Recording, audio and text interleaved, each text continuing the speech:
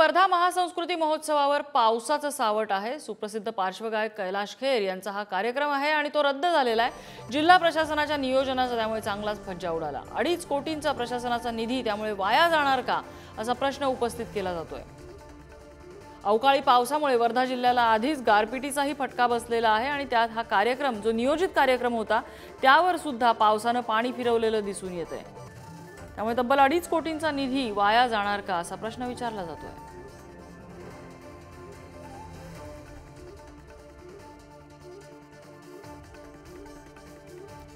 कैलाश खेर यांच्या कार्यक्रमासाठी त्यांच्या चाहत्यांनी मोठी गर्दी केलेली होती। संगीत प्रेमींची मोठी गर्दी झालेली होती। मात्र पाऊस आल्यामुळे हा कार्यक्रम रद्द करावा लागला आहे।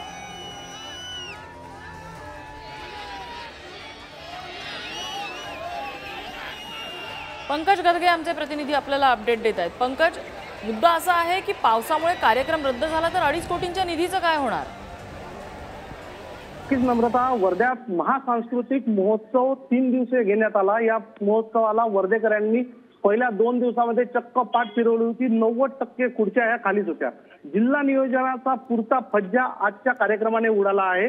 कारण 2 दिवस पाऊस नागरिकांनी गैरहजेरी दिली, 90% खुर्च्या खाली होत्या आणि आज कार्यक्रमाला गर्दी तर झाली, परंतु कैलाश खेर हे खास आकर्षण होतं। कैलाश खेर येणार, सोबतच जिल्हा नियोजनाच्या व तांत्रिक अडचणीचं कारण समोर देण्यात आलं। पहिले पावसाने फज्जा उडवला, त्यानंतर जनरेटर हे लोड उचलत नाही असं सांगण्यात आलं आणि हा कार्यक्रम भाजप प्रणित असल्याचे, शासकीय कार्यक्रम असून सुद्धा भाजप प्रणित असल्याचे बोलले गेले आणि पुरता फज्जा उडाला। कैलाश खेर हे काही वेळानंतर स्टेजवर आले। त्यांनी प्रेक्षकांना, वर्धेकरांना विनवणी केली, आपण कार्यक्रम समोर ढकलू, समोरची तारीख देऊ असं म्हणण्यात आले, परंतु जिल्हा नियोजनाचा पुरता फज्जा उडाला असल्याचे चित्र पुन्हा एकदा समोर आलेले आहे।